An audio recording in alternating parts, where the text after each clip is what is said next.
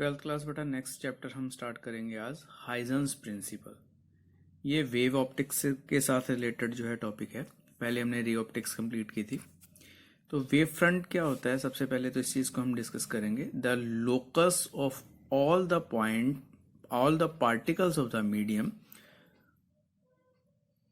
which at any instants are vibrating in the same phase are called wavefront। Locus का मतलब होता है collection of point. Collection of point किसका, जो जितने भी पार्टिकल्स हैं जिनका जो फेज है वो सेम है, तो उनके जो पॉइंट्स हैं अगर हम उनको एक ग्रुप में इकट्ठा कर लेते हैं, उनका लोकस बना देते हैं, तो उस चीज को हम बोलते हैं वेव फ्रंट। वेव फ्रंट हमारे पास जो है वो तीन तरह के होते हैं। सबसे पहले हम बात करेंगे स्फेरिकल वेव फ्रंट की। तो अगर आपके पास कोई एक पॉइंट सोर्स है तो वहां से लाइट इस तरह से वेव फॉर्म में निकलेगी। उसी तरह से अगर ऊपर वाले पॉइंट से भी लाइट इस तरह से निकलेगी, तो जो सारे के सारे पॉइंट्स हैं उनके मैक्सिमास को मिला लिया जाता है, या उन सारे पॉइंट्स के मिनिमास को मिला लिया जाता है। तो ऐसे में जो शेप आपके पास बनेगी, जो आपके पास उसका जो लोकस बनेगा, उसको हम बोलते हैं वेव फ्रंट। तो अगर कोई भी पॉइंट सोर्स है तो उसका वेव फ्रंट स्फेरिकल बनता है। उसी तरह से अगर आपके पास कोई लाइन में लाइट है, या फिर रॉड कह सकते हो, जैसे ट्यूबलाइट की बात करते हैं, तो ऐसी सिचुएशन में जो वेव फ्रंट बनेगा उसका that will be cylindrical wave front. But अगर लाइट बहुत दूर से आती है, जैसे सन से लाइट आ रही है, काफी दूर से है, तो ऐसी सिचुएशन में आप देखोगे कि ये वाला वेव फ्रंट जैसे ही जितना दूर जाता जाएगा उसका जो कर्वेचर है वो कम होता जाएगा, उसका कर्व कम होता जाएगा। सिमिलरली सिलेंड्रिकल में भी। तो ऐसी सिचुएशन में अगर कोई लाइट सोर्स बहुत दूर पड़ा हुआ है तो उसका जो वेव फ्रंट का एक छोटा सा टुकड़ा अगर हम देखेंगे तो उसमें कर्व बहुत ही कम रह जाता है। तो ऐसी सिचुएशन में जो वेव फ्रंट बनता है that will be plane wave front. तो उसके बाद नेक्स्ट है ray of light. The arrow drawn normal to the wave front and pointing in the direction of propagation of distribution light represent the ray of light. तो अगर ये यहाँ पर जो एरोज बनाए हुए हैं जो कि नॉर्मल है, वेव फ्रंट के परपेंडिकुलर हैं, तो उनका जो एरो बनेगा, जो डायरेक्शन बनती है, वो क्या चीज है, डेट इज अ रे ऑफ लाइट। नेक्स्ट बेटा बहुत ही इंपॉर्टेंट टॉपिक है, डेट इज हाइजेंस प्रिंसिपल।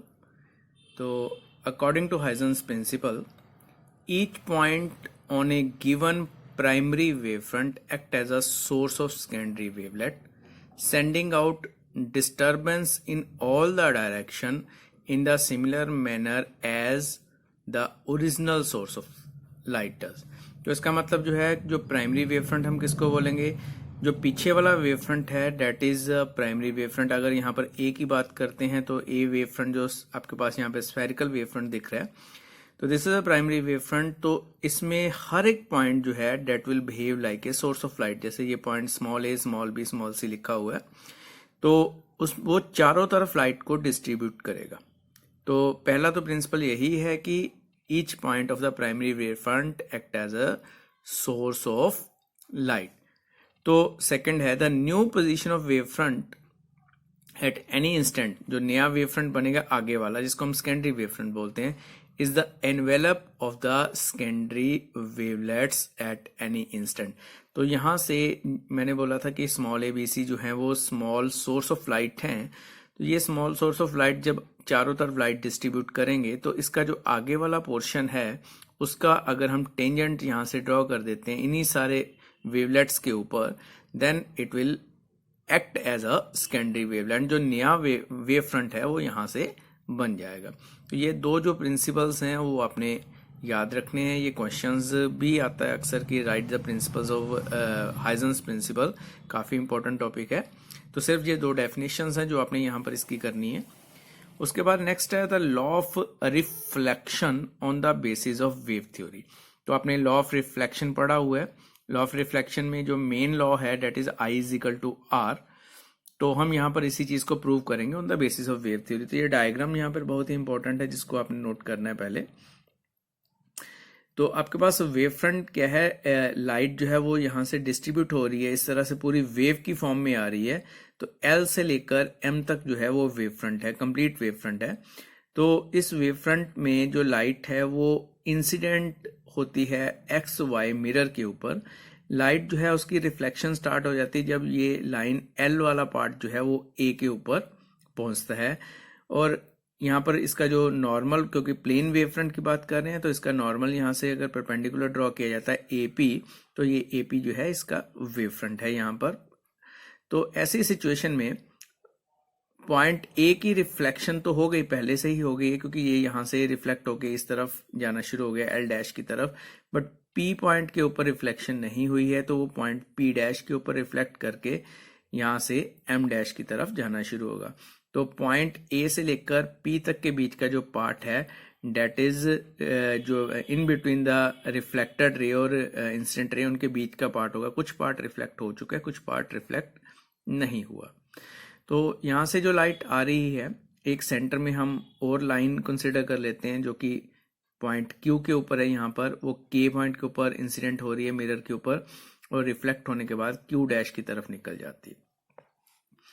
अब इस सरफेस के ऊपर, रिफ्लेक्टिंग सरफेस के ऊपर अगर हम नॉर्मल ड्रॉ करते हैं, ये नॉर्मल क्या है, ए से लेकर एन तक, तो एंगल ऑफ इंसिडेंस यहाँ पर ये बन जाएगा एल ए एन। और दूसरी तरफ आप यहाँ पर इस एंगल की अगर हम बात करते हैं तो ये एंगल किसके बराबर होगा, क्योंकि ये टोटल एंगल, इस चीज को बड़े ध्यान से देखना बेटा, ये टोटल एंगल आपका 90 डिग्री है। उस 90 डिग्री में से आपका जो है ये वाला पार्ट जो है वो आई के इक्वल है।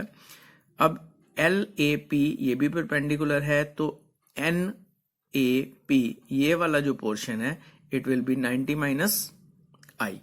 तो टोटल आपके पास एंगल यहाँ पर फिर से 90 डिग्री है, तो अगर ऊपर वाला पोर्शन 90 माइनस आई है तो ये वाला एंगल कितना हो जाएगा, इट विल बिकम्स आई।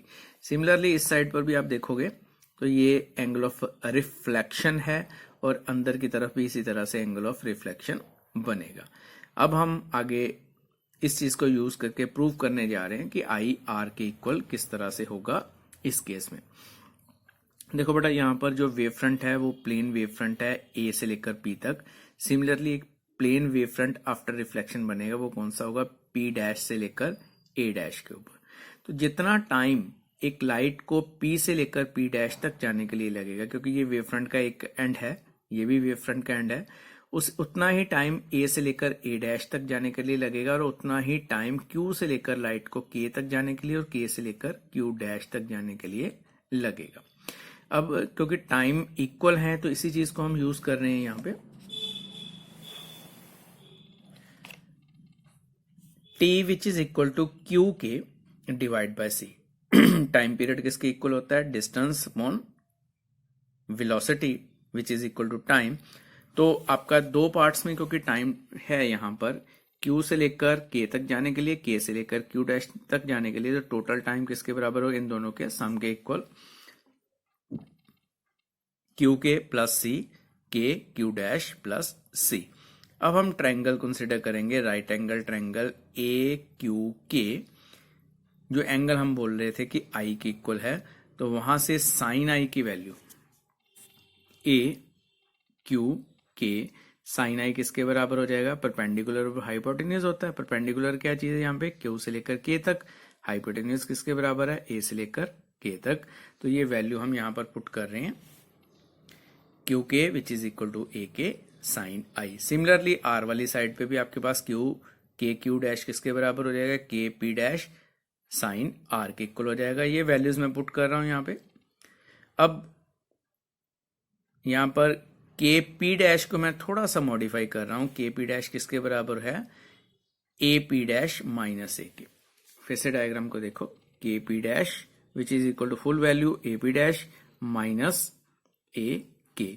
तो इस तरह से आप इस वैल्यू को पुट कर रहे हो, और ए पी डैश वाले को अलग कर दो, ए के को अलग कर दो।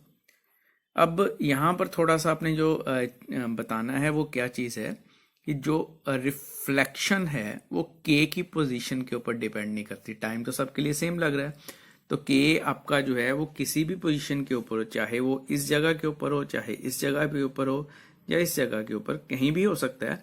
बट इन सभी सिचुएशन में जो है t will be same. So जो टाइम का रिलेशन है that will be independent of position of के।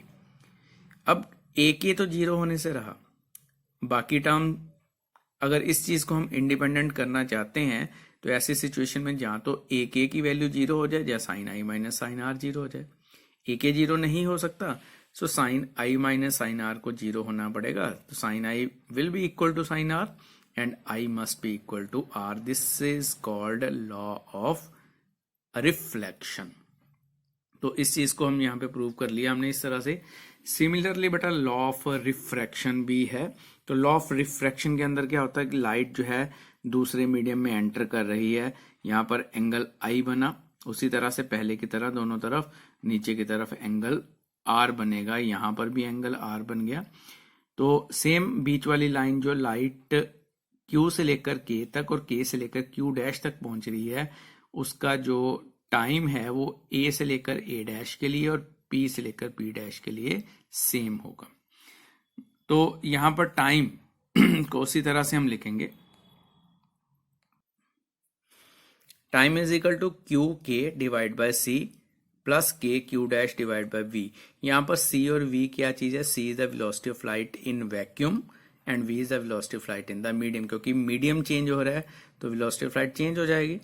उसी तरह से पहले की तरह हम वैल्यूज पुट कर रहे हैं, क्यू के की वैल्यू और क्यू के डैश की वैल्यू, तो ये वैल्यूज पुट कर रहे हैं, बट यहाँ पर डिफरेंस क्या आ गया, सी और वी का डिफरेंस आ रहा है। पहले भी हमने के और पी डैश को चेंज किया था, मॉडिफाई किया था, यहाँ पर भी वही चेंज हो रहा है। तो पहले की तरह यहाँ पर भी आपके पास A P dash over V sine R plus A K sine I over C minus sine are over V. तो क्योंकि यहाँ पर सेम सिचुएशन की जो आपके पास टाइम है that is independent of K, position of के, अब ये वाली फुल टर्म जो है date should be 0। A K फिर से 0 नहीं हो सकता, sine I over C minus sine are over v must be equal to 0। Difference यही है कि वहां पर दोनों ही केसेस में नीचे सी था, यहाँ पर एक में सी आएगा एक में वी आएगा, क्योंकि दो अलग अलग मीडियम्स हैं। तो इसको सॉल्व करेंगे तो sine I over sine r which is equal to c over v, और सी ओवर वी को हम रिफ्रैक्टिव इंडेक्स म्यू लिखते हैं, तो which is Snell's law, sine I over sine r is equal to mu. तो ये बेटा आपका जो फर्स्ट चैप्टर है हाइजेंस प्रिंसिपल, उसके साथ लॉ ऑफ रिफ्लेक्शन और रिफ्रैक्शन आपने करने हैं। ये तीनों टॉपिक्स काफी इंपॉर्टेंट है, इसको अच्छी तरह से आपने लर्न करना है। किसी भी तरह की कोई डिफिकल्टी है तो आप मेरे से कंसल्ट कर सकते हैं।